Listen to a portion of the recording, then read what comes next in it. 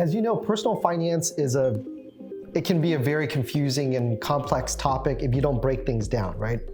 Actually, like anything. And especially personal finance, it's difficult because it's very emotional, right? And again, we need to be the driver of our finances and not let finances drive us, right? So, and part of this channel is to get you to think differently. And one of the things I want to empower you to think differently is on the topic of setting goals. So let's get started with just the idea of understanding what a goal is. So a goal is something that you want to accomplish, but a lot of people they say that, hey, my goal is to save $100, right? Let's use that as an example because it's really important to always think, how much can I bank for myself? How much can I pay for myself, right? So I want to save, my goal is to save $100 every paycheck that I receive. Okay, so that's it? I mean, can you be more clear? Well, I want to save $100 every paycheck starting the next paycheck. Okay, well, can you be more clear? You get my point, and most people just stop there. And so the worksheet that I created is everything I do is very purposeful. To design it in a way that really triggers you to think, and not just that, but to create good anchors and build good habits for you. And one of the things I want to also communicate to you at a high level is this: people don't plan to fail. Nobody does, right? They just fail to plan.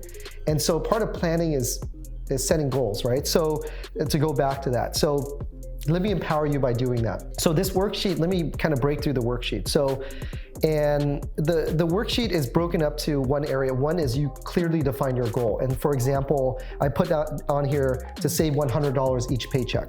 Okay, well, in terms of dollar value, what is that, right? So what's the real dollar value? Well, John, that's $200 a month because I get paid bi-weekly. Okay, good, you're getting more specific, right? So you gotta put down a dollar value. And then on top of that, what's the time frame? You wanna accomplish this when? You wanna accomplish this starting your next paycheck? Okay, then put that down, right? Write that down. And another thing and then it stops there, but I also want you to think about, well, what are the challenges, the obstacles, what's gonna get in the way of me doing this, and what are my opportunities, right? And that's the key word that really will build you, because I see challenges, I see obstacles as opportunities for me to grow, right? You know my personality. If you're gonna stumble forward, you're never gonna lose, because at least you gain knowledge and experience, right? Like that's what I tell myself when I do a bad investment or I put in a bad trade, right? So I can reflect upon that and be better.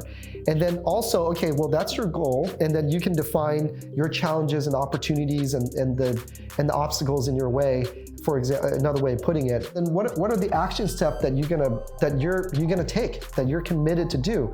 So the action step, again, what is it? Is it to then get some type of app that's gonna ding you every time you get whatever that triggers you to remind you to save? Is it to then start to put together a spending plan? Is it what's the plan of action? So you see how thorough this is? So it forces you to really think it through. It's like, instead of just saying, hey man, yeah, I'm just gonna save, or you tell me that, it's like, hey, yeah, I'm just gonna save $100 a month, and that's gonna add up, and then by the time then I should have enough for $10,000 or so that I need to go buy that car, or put a down payment on something, or to take that course I always wanted to take, so I can acquire those great, this very valuable skill that then I can market. You get my point, right? So this worksheet commits you to make sure that when you put down a goal, that you got to take these steps to then define it, right? So going back to that example, so one of the things for me to accomplish, to save that $100 that every paycheck I get, and I get paid bi-weekly, is that I need to change my money habits to always save first, right? So I'm gonna put that on there. So that's my example, you'll see it on there. I'm gonna eat out less, because I realize, okay, thinking it through, yeah, I spend a lot of money on food, right, or eating out. So, okay, that's one thing that I need to challenge myself to, hey, and my opportunity is, if I eat out less, I'm gonna eat out more healthy. So that's an opportunity for me to actually build my health. So that's a good thing. But eat out less and eat more healthy, right? And another thing is, I realize, it's hard for me to be self-accountable, just being reflective. I know that I'm very loosey-goosey on holding myself accountable, but you know what, my friend John, or whoever, right, or Tom, man, that guy, he's just a hard-nosed, hard-butt, whatever guy, right? And I'm gonna tell them what my goal is, and I'm gonna say, hey, I give you permission to hold me accountable to make sure that you follow with me every so often and just check and say, hey, are you saving that $100 a month or saving $100 every paycheck, and why are you not doing it, right? Just hold me accountable. So I'm gonna add that to a challenge, and there's the opportunity, right, to get somebody involved. And then there's an opportunity and also a challenge for me to do some more food prepping to learn how to cook, right? So you kind of see that this kind of gets fun, and it integrates with who you are, your habits, right? Your daily, just your routine. And then what are the action steps that I'm gonna take? Well, I'm gonna make sure that I have online banking. I have an app that shows my deposits coming in, and that I can set up to automatically transfer from my checking account that gets deposited my paycheck, and then $100 to go immediately into my savings account. So that's one action step I'm gonna do. And then also I'm gonna put together a spending plan.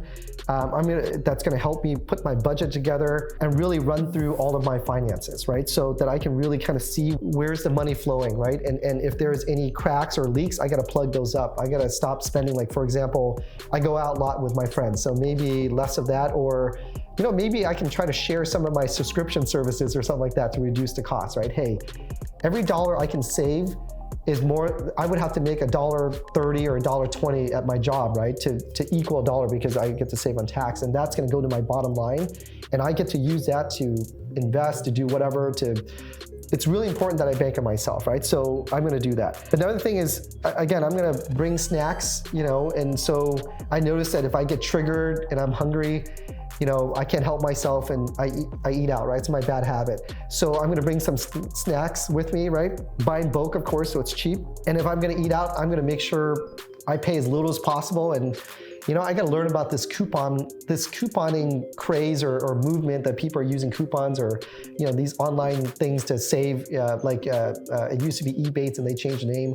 That's what I use as well too. Or use a credit card that gives me 4% cash back or on food or eating out, whatever, right? Just really plan ahead so I can really save. So again, this is one example of that.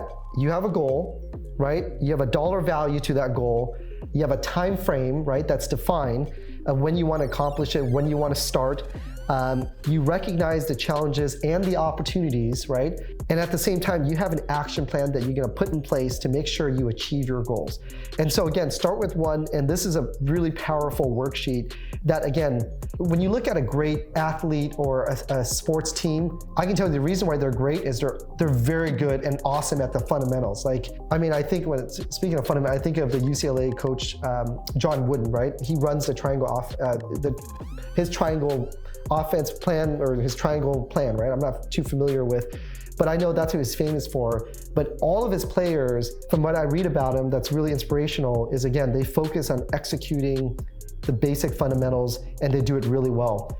And it's not about winning the game, it's about executing and playing their very best. And then obviously when everybody plays their best, the result is generally they win a game. So he focuses on the input, not the output. Obviously, if you focus on input, the output takes care of itself. So when it comes to kind of goal setting or doing anything, it's really important that you look at the mechanics of the goal that you set for yourself. And by the way, one of the things I put on the bottom of the sheet to remind you is that everybody wants things, right? Like everybody has this idea that they want things. Like, I want this, I want X, I want B, I want Z, I want something. But you got to change your language to say, instead of want, say I'm committed to fill in the blank. So instead of saying I want, a Porsche, or I want to save $100, you got to change that to committed to. I'm committed to save $100 every paycheck. So that sense of, so when you just change the way you define something, or you're just more conscious of the language of how you talk to yourself or how you communicate, I can tell you that's made a tremendous difference in my life, and I'm sure it will for you as well too. So again, when you set your goals, you should also think my goals or my commitment. So that's why I literally put on that sheet, goal/committed to blank, right? So I'm committed to saving $100 a paycheck. Very simple, because you are committed. Again, for me, this is what I think, as a man, as a person with honor and respect for myself, I honor my commitments. When I say I'm going to do something for somebody, I'm going to be there for that person, right? For my family, it's something I take very personal. Remember, our values drive us too. That's part of my value, right? It's being a responsible person. So, and I'm sure it is for you as well too. So you kind of see how all of these things, as simple as that, but how it touches so many areas of your life. And that's what it's all about. So that's why, I mean, for me, I'm not surprised when you see someone with really good habits. They focus on their personal development. They focus on just to be the very best. That no surprise that their finances are also very good. It's all also well put together. It's organized. It's a part of who they are, right? And again, if they have those characteristics, you'll see that in their finances too. I can tell you, been in practice as long as I have, it's very consistent. As I see a person's character, right? You'll see that in the way they handle their money, they handle their time. It's very evident. That, again, make commitments, set clear goals.